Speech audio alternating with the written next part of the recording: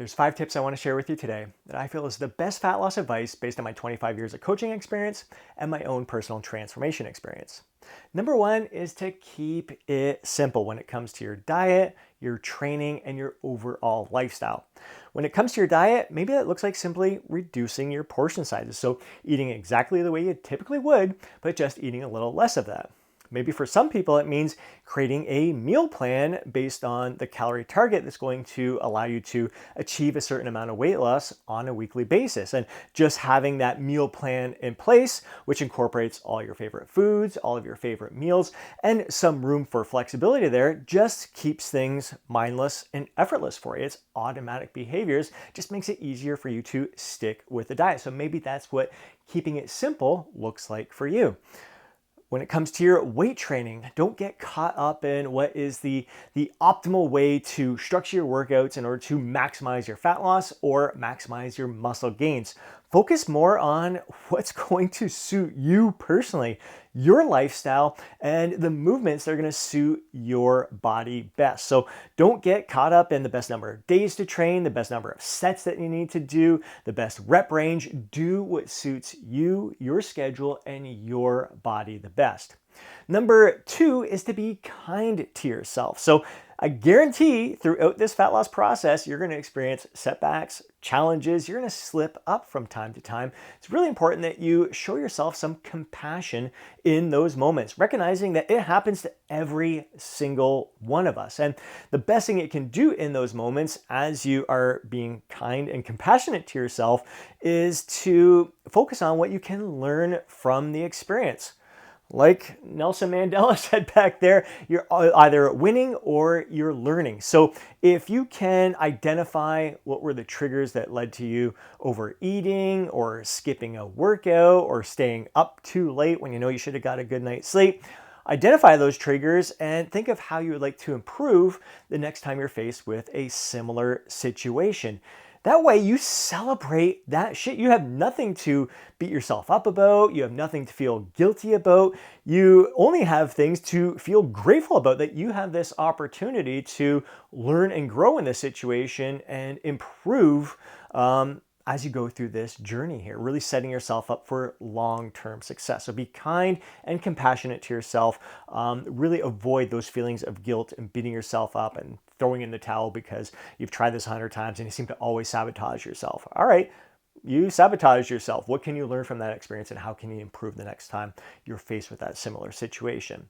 Number three is to find your own way. So it's really great. Like there's some different approaches, whether it comes to nutrition, whether it comes to your weight training, whether it comes to your lifestyle, that may resonate with us. And it's a great opportunity to experiment with that approach, see what we like, see what we don't like. So discard what we don't like, keep what we do, and then evolve over time. For myself personally, I've tried various forms of intermittent fasting. This was back during its peak popularity there. As a lot of my clients were doing intermittent fasting, they're raving about it. I'm like, okay, I've always been one to like eat breakfast as soon as I get up kind of stuff. I'm like, let's see if I can actually do this and let's see if I notice any kind of difference. And it produced the exact same kind of weight loss results following that same calorie target there, just changing the window that I was eating those meals there. Or it may have been a 24-hour fast, but at the end of the week, I was still hitting the same calorie target. So when the same calorie target was achieved,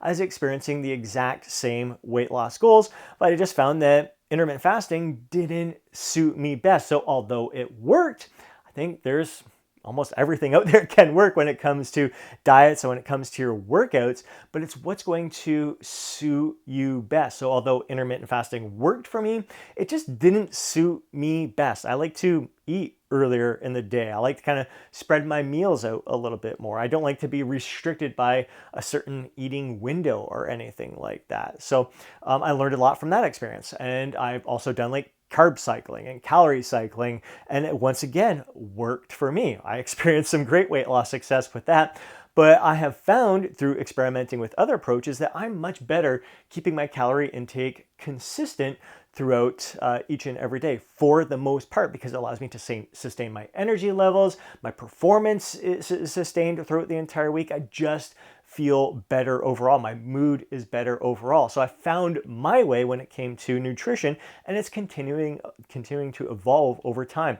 With the workouts, again, like I encourage you to find a plan that you feel kind of suits you best, but don't be afraid to modify. Like even the members of the Lose Fat, Get Jacked Inner Circle, they're following the exact same workout plan that I am each and every month.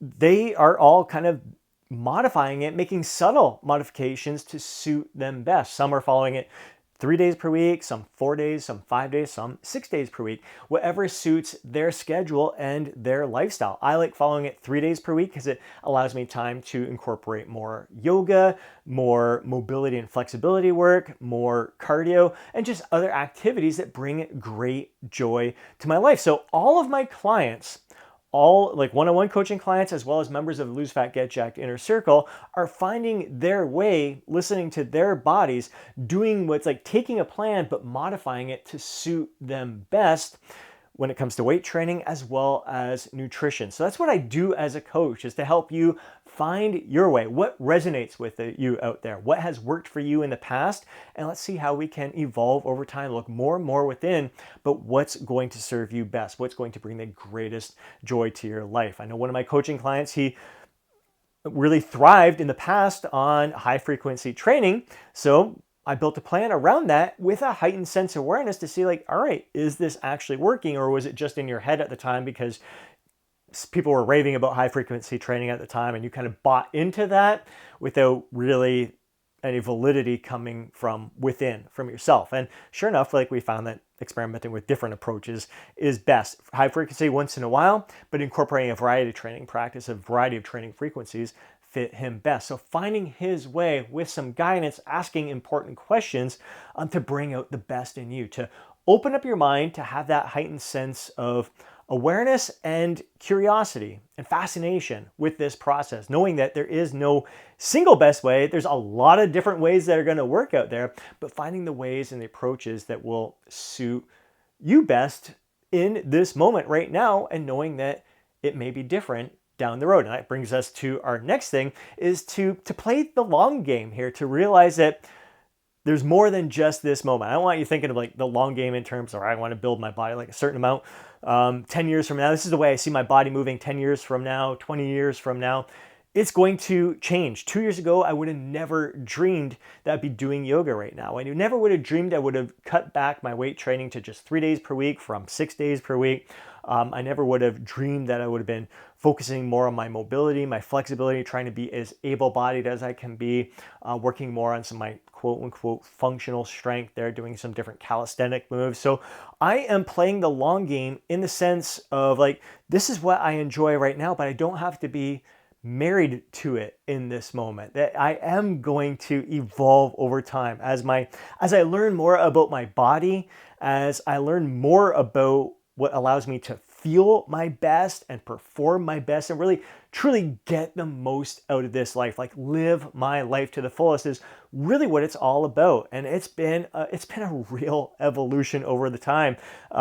So not being caught in a narrow-minded way of thinking when it comes to diet, training, transformation in general. That just having that open mind and knowing that what's in your best interest is to evolve over time.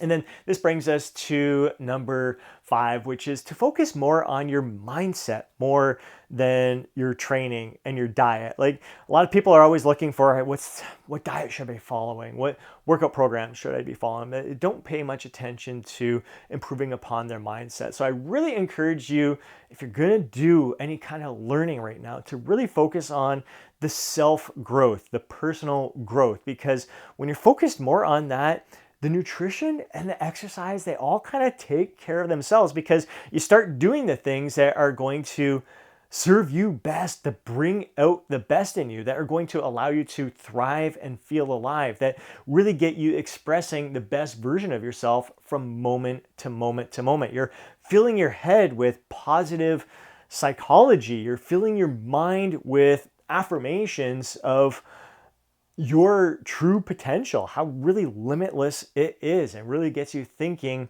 beyond the here and now. Yes, embracing the moment where we're at right now, giving the best of ourselves to this moment, but really realizing like our growth potential is it's just exponential. There's so much for us to learn about ourselves. It's really a continuous journey. So once again, like playing the long game really comes like with our mindset. How do I want to grow right now? And how is that going to evolve over time? All of these things, the reason I think it's just the best advice when it comes to losing fat is because it really causes you to self reflect, to look within, to be present, to kind of block out the noise in the industry. Everybody's fighting for attention. All the fitness influencers, all the fitness coaches, we're trying to catch your attention. Like habit handling, the best fat loss advice, trying to catch your attention here.